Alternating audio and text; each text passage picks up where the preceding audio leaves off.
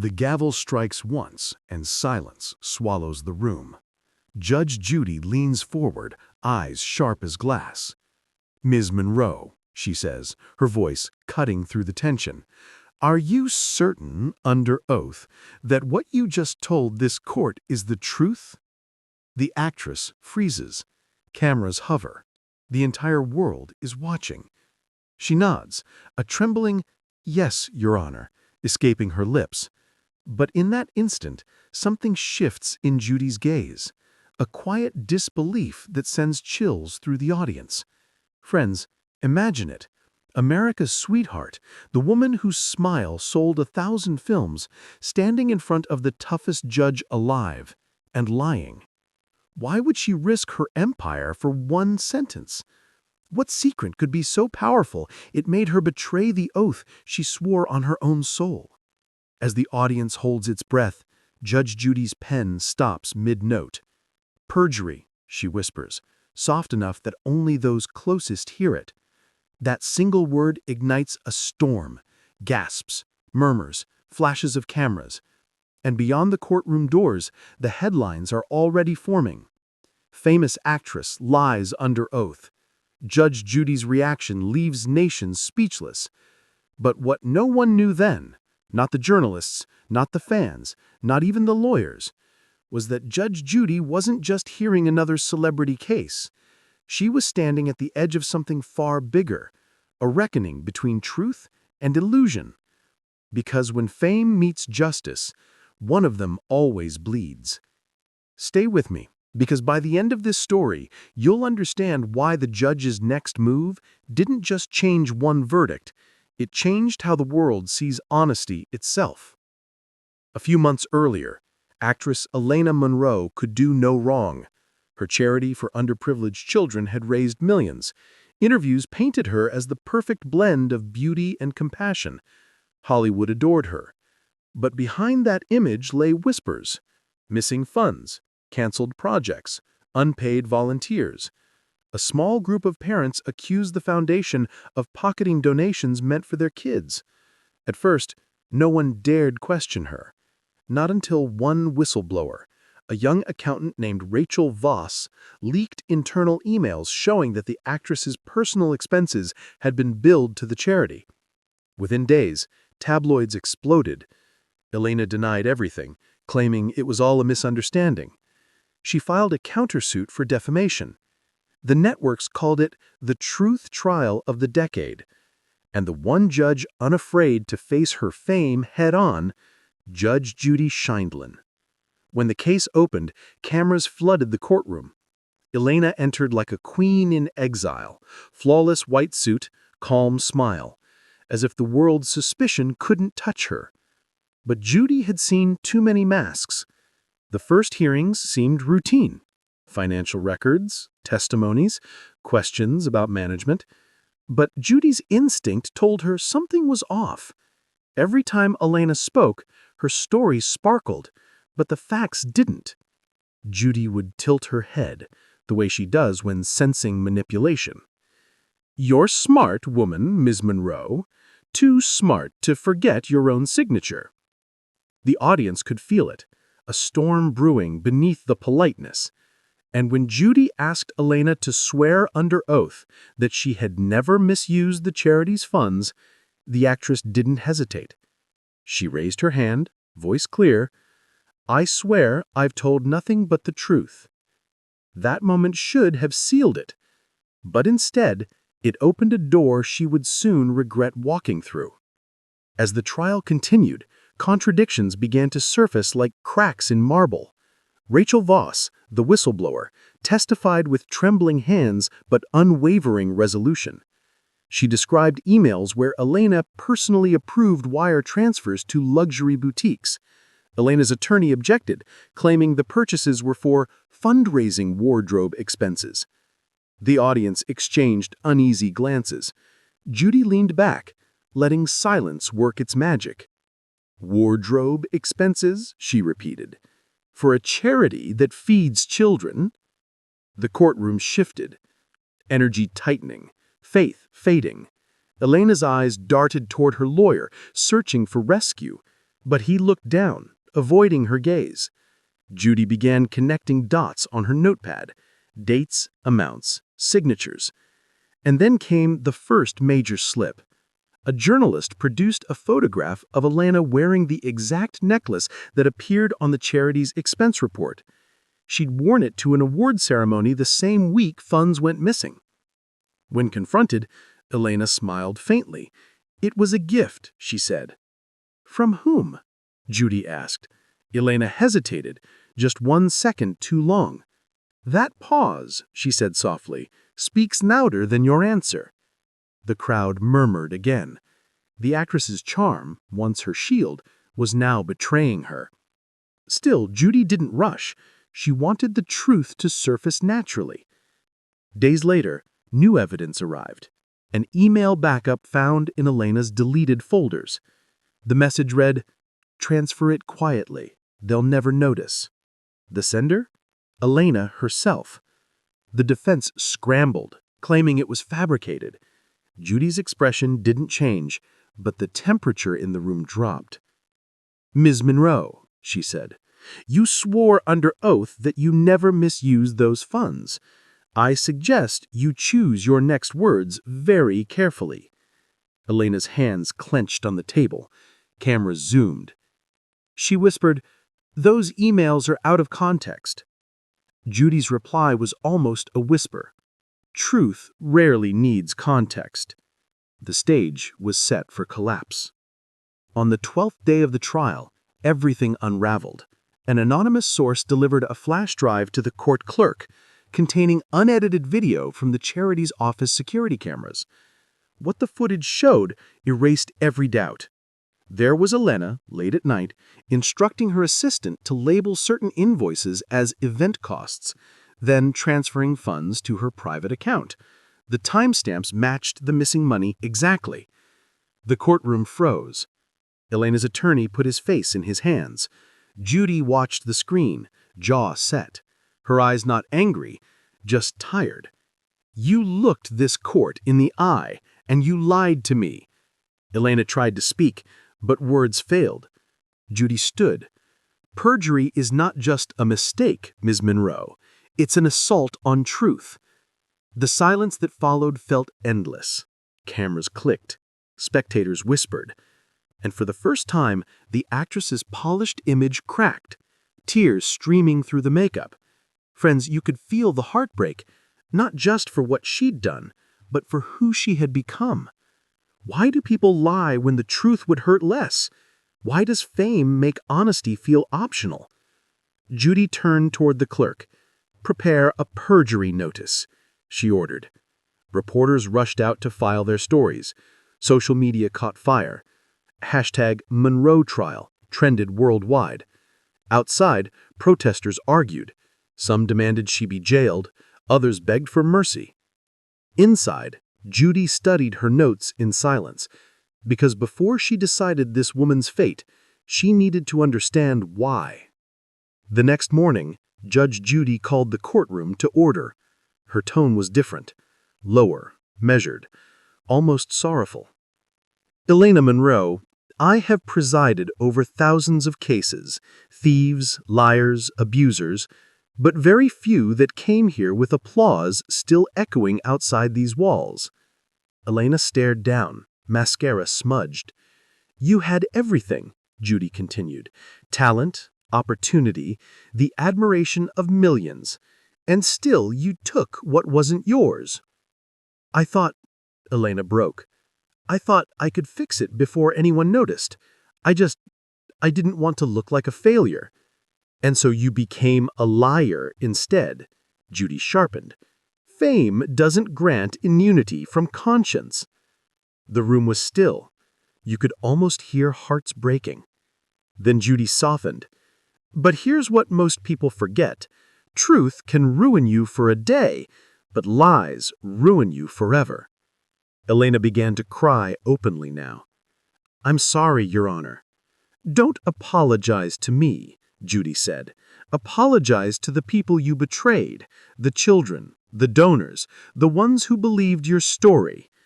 The actress nodded through tears. Friends, watching that moment, The audience could see something rare, not just punishment, but awakening, because this wasn't just a legal battle, it was a human one. Judy paused, then delivered one of the most powerful lines ever spoken in her courtroom. Justice isn't about destroying the guilty. It's about reminding the broken that they still have a choice.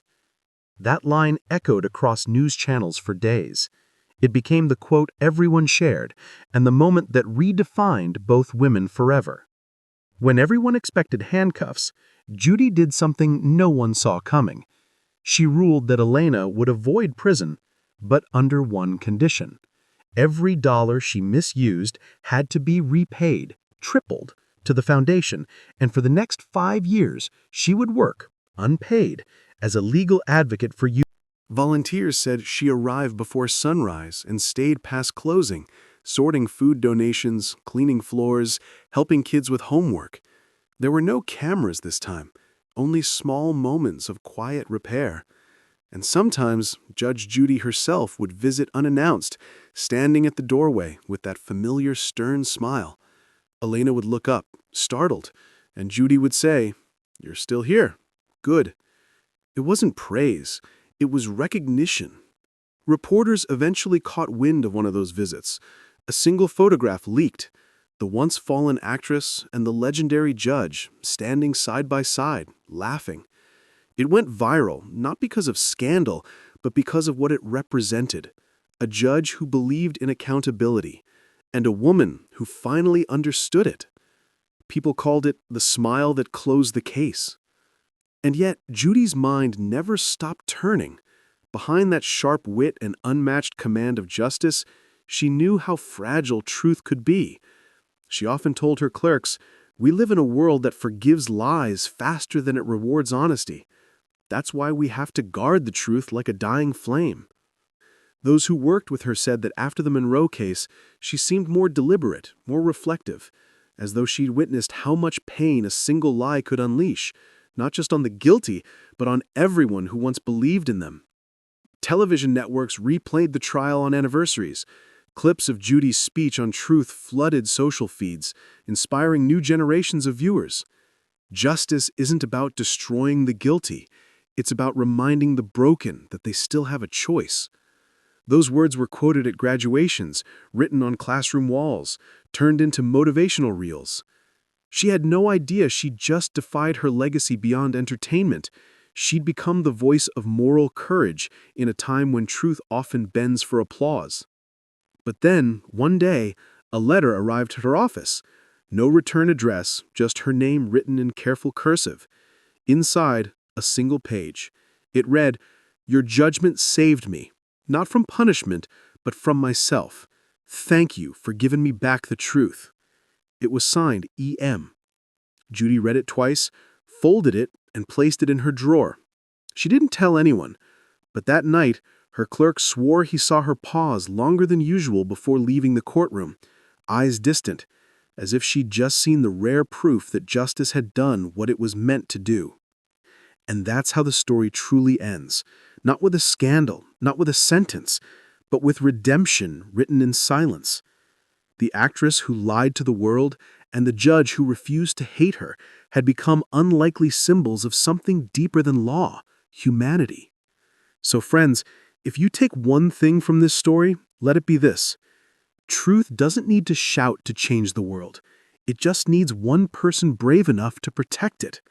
Whether that's a judge with a gavel, a whistleblower with courage, or someone sitting quietly at home deciding to tell the truth when it matters most. And maybe, somewhere right now, another case is unfolding, another lie waiting to be caught, another soul about to face its reflection. And when that moment comes, we can only hope that the voice echoing in that courtroom belongs once again to the woman who reminded the world what justice truly means. Because as Judge Judy once said, the truth isn't expensive, but the lie always collects. Years later, long after the cameras had stopped chasing her and the courtroom lights had dimmed, people still spoke of that trial. Not as a scandal, but as a turning point.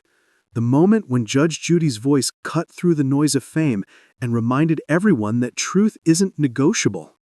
Schools showed it in ethics classes. News anchors quoted it whenever another public figure got caught twisting facts. And somewhere in Los Angeles, a woman named Alana Monroe quietly rebuilt her life from the ashes of her own lie. She never returned to Hollywood. The invitations stopped coming. The scripts dried up. But that didn't matter anymore. She found purpose in silence, teaching children about honesty and trust. Once, during a workshop, a teenager asked, "Miss Monroe, do you ever wish you could go back and undo it all?" She smiled faintly and said, "No, because if I did, I'd still be pretending." And pretending was the prison. The room fell still. For the first time, those kids saw fame not as a dream, but as a fragile mirror that could shatter with one false reflection.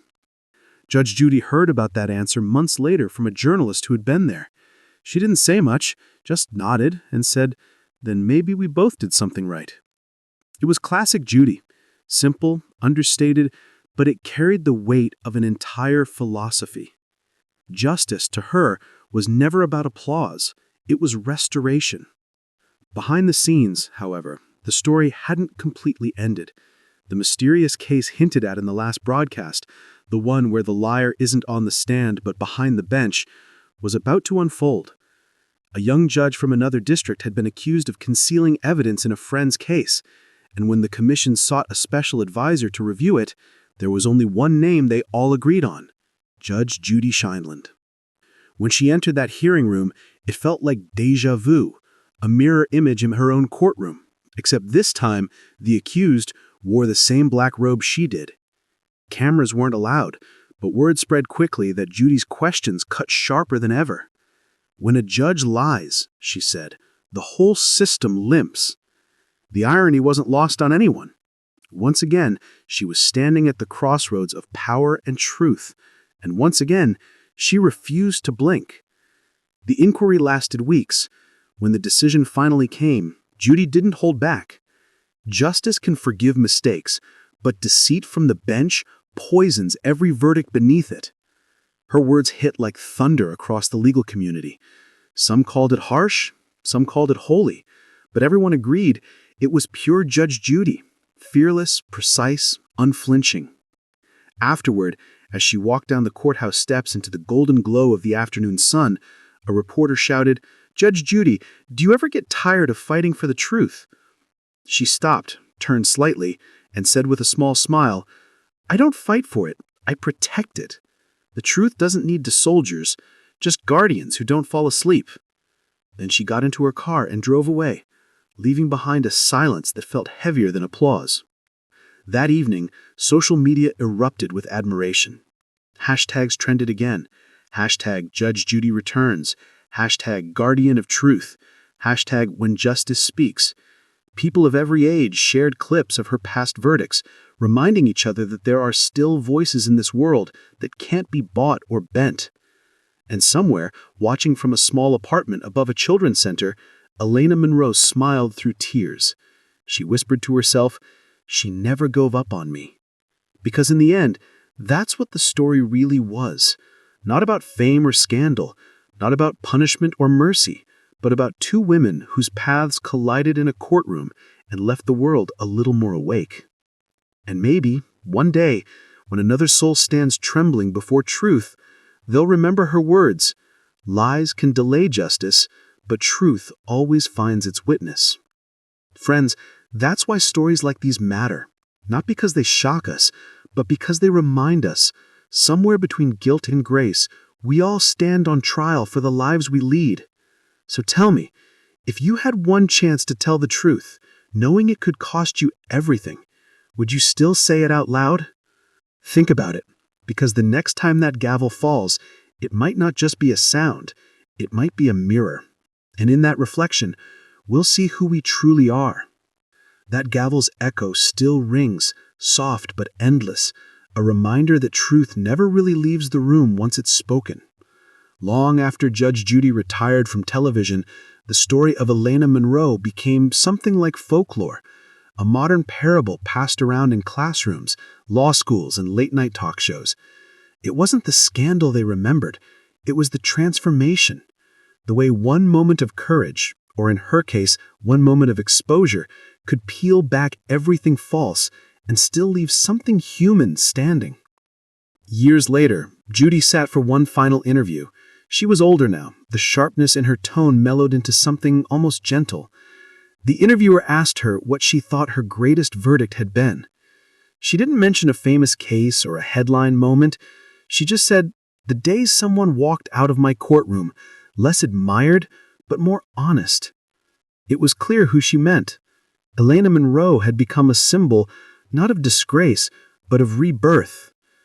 Every few years, Elena would write to Judy, small letters, handwritten, with no return address. They were always the same, simple updates about her work with children, or stories about the kids she helped send to college. One line appeared in almost every letter: "I'm still keeping my promise." Judy never replied, but she kept every letter in a small wooden box beside her desk. Her clerk said that on quiet afternoons, she would open it, reread one or two, then close it with a faint smile. Time has a way of reshaping legends. The tabloids that once shredded Elena's name began publishing retrospective pieces about her transformation. Documentaries were made. Young actors called her a cautionary tale turned inspiration. Yet she never appeared in them. "Let them tell it," she once said. "I've already lived it." Her story became what she had always hoped her fame would be: meaningful. And for Judge Judy, her legend only grew. Law students began calling her the conscience of the courtroom. Judges cited her monologues in ethics seminars.